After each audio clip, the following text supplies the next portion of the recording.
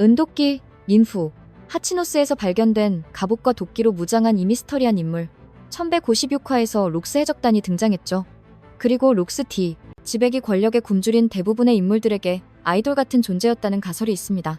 지백은 로키의 우상이기도 했습니다. 로키는 록스 해적단에 들어가려고 온갖 노력을 했지만 결국 뜻을 이루지 못했죠. 그렇다면 은도끼의 등장은 그 역시 원피스에 등장했던 누군가의 우상이었을 가능성을 시사합니다. 여러분도 보셨다시피 은도끼는 록스 해적단에 들어가려 했습니다. 그의 이름은 957화에서 센고쿠에 의해 언급되기도 했지만 적이라는 뉘앙스가 강했죠. 은도끼는 시키의 라이벌에 필적하는 악명 높은 깡패였습니다. 하치노스의 해적들조차 접근하기를 두려워할 정도로 무자비한 살인마였죠. 그렇다면 그의 정체는 과연 무엇일까요? 최근 여러 커뮤니티에서 은도끼가 소드 스워드의 멤버, 즉 백수해적단의 엑스드레이크 같은 비밀 첩자라는 주장이 많이 나오고 있습니다. 드레이크는 최악의 세대 해적이라는 신분으로 위장해 해군에 정보를 보내기 위해 항상 기회를 엿봤죠. 이는 은도끼 역시 록스 해적단의 배신자이며 해군에 정보를 넘기기 위해 목숨을 걸고 이 악명 높은 해적단에 가입하려 했다는 의미가 될 수 있습니다. 하지만 여기서 큰 허점이 하나 있습니다. 왜 센고쿠는 해군에 공을 세운 은도끼를 범죄자처럼 언급했을까요? 과연 은도끼는 소드의 멤버가 맞을까요? 이 영상에서 함께 자세히 파헤쳐 보겠습니다. 은도끼의 정체, 뜨거운 추측, 바로 드레이크의 아버지 혹은 도끼손 모건일 수 있다는 가설입니다. 44년 전 은도끼는 영웅이 아닌 전문 킬러로서 전 세계적으로 매우 유명했습니다. 킬러의 임무는 누군가로부터 돈을 받고 다른 사람의 목숨을 빼앗거나 의뢰인이 분쟁에서 유리해지도록 위협하는 것이죠. 킬러의 명성은 성공률에 비례하는데 은도끼가 바로 그런 자였습니다. 그는 압도적인 힘을 가진 살인 청부업자이자 깡패 두목이었습니다. 은도끼가 시키의 라이벌이었다는 사실은 두 사람의 힘이 막상막하였다는 것을 증명합니다. 시키는 에뜨어 해전에서 자신의 함대로 로저 해적단을 궁지에 몰아넣을 만큼 매우 강했죠. 로저 함대의 절반을 침몰시킨 것은 오직 시키만이 할 수 있는 일이었습니다. 안타깝게도 갑작스러운 폭풍이 로저 해적단을 구했지만요. 비록 시키 개인의 힘이 로저를 이길 수는 없었지만 그를 상대하기 위해 가프와 센고쿠가 힘을 합쳐야 했다는 것만 봐도 그가 얼마나 강했는지 짐작할 수 있습니다. 물론 그건 시키를 더 빨리 잡기 위한 것이었고 1대1로 싸웠다면 시키가 가프를 이길 가능성은 없었겠지만요. 그렇다면 은도끼의 힘은 로저, 가프, 그리고 센고쿠를 넘을 수는 없다고 평가됩니다. 하지만 그는 매우 예측하기 어려운 악마의 열매 능력을 가졌을 가능성이 있습니다. 하치노스에 나타났을 때 은도끼는 다른 해적들과 별반 다르지 않은 작은 체구였습니다.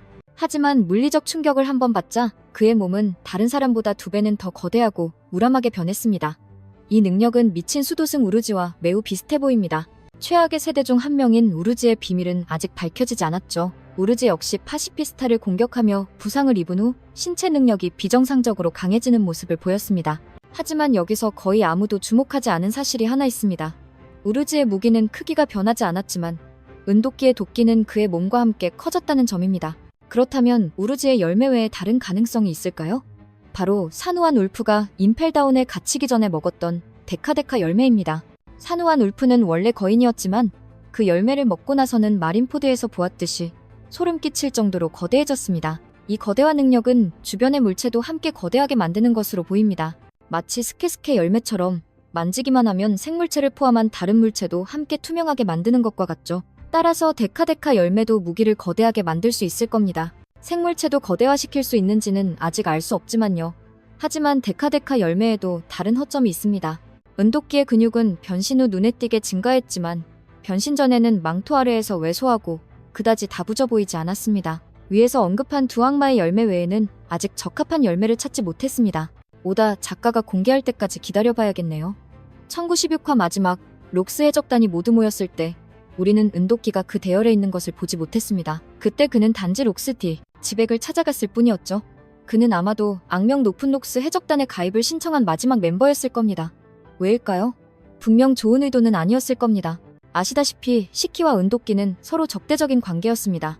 시키가 록스 해적단의 멤버인 이상 은도끼가 원한을 접고 시키와 동료가 되기는 어려웠을 겁니다. 시키 역시 그걸 전혀 좋아하지 않았을 테고요.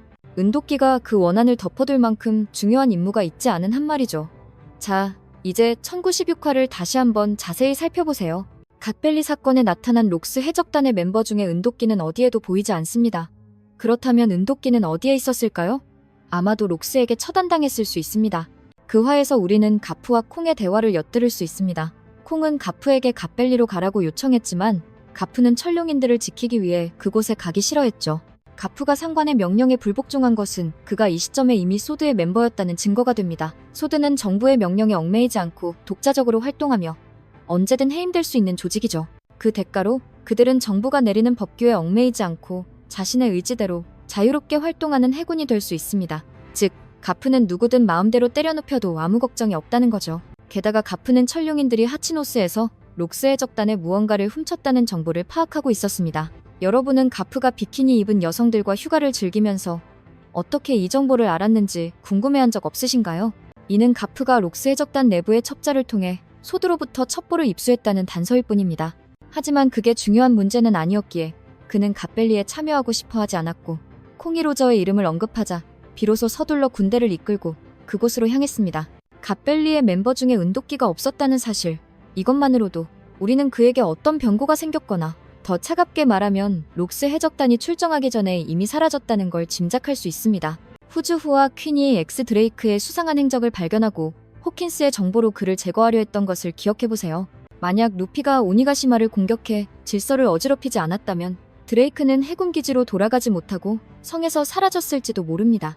소드 첩자의 신분은 극도로 비밀스러워서 조직의 일부 핵심 멤버 외에는 거의 아무도 모릅니다. 센고쿠가 은도끼를 소드의 영웅으로 언급하고 싶지 않았던 이유는 그가 대의를 위해 희생하는 해군의 가치를 이해했기 때문입니다.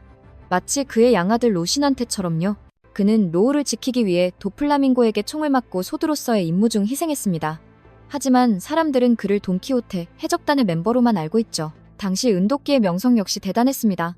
센고쿠는 그가 소드의 멤버라고 대놓고 말할 수 없었고 과거에 은도끼를 알던 다른 해군들도 있었기에 그를 악명 높은 해적으로만 언급했던 것입니다. 그렇다면 은도끼는 드레이크의 아버지일까요?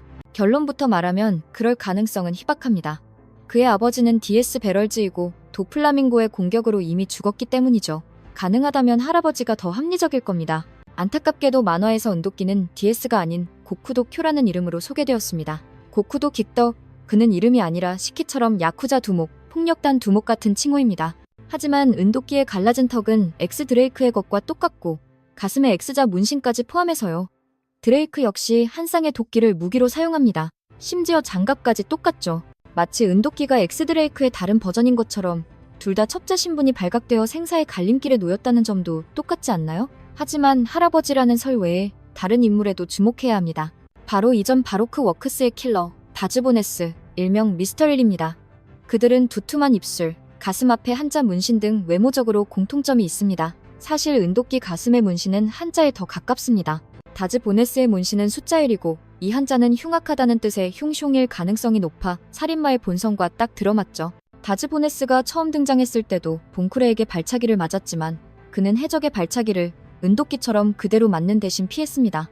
다즈보네스는 스파이더라는 기술을 사용하는데 몸이 강철로 변하지 않았음에도 조로의 칼에 베이지 않기 위해 몸을 단단하게 강화했습니다.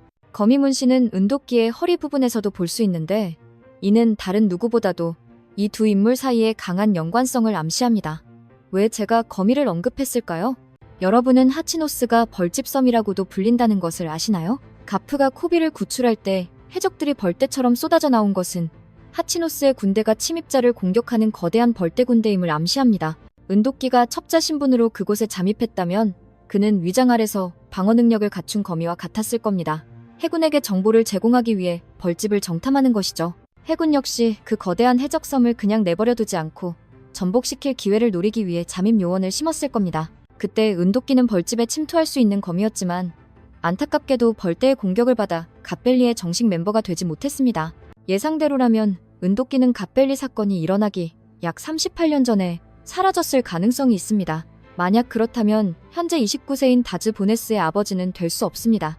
마지막으로 남은 유일하게 적합한 인물은 도끼손 모건입니다. 당시 그는 해군이었고 캡틴 크로에게 매우 용감하게 맞섰습니다. 그의 힘은 비교할 수 없었지만 죽이려거든 죽여라라며 목숨을 구걸하지 않았죠. 크로는 최면 전술을 이용해 모건이 자신을 체포하고 죽였다는 소문을 퍼뜨리게 했고 그 대가로 모건은 턱뼈가 부서졌습니다. 그 공로로 모건은 대령으로 승진한 후 타락했습니다. 만약 그들이 혈연관계라면 꽤 흥미로울 겁니다. 모건은 현재 44세이고 가프의 공격 이후 도주 중입니다. 그의 아들 헤르메포와 똑같죠. 따지고 보면 헤르메포도 금수저인 셈입니다. 만약 이 분석이 맞는 방향으로 간다면 그는 전직 해군 은도끼의 손자가 되는 것이니까요. 여러분은 누가 은도끼의 후손에 가장 가깝다고 생각하시나요? 그리고 그는 정말 록스 해적단의 배신자였을까요? 이 영상 아래에 여러분의 의견을 꼭 남겨주세요.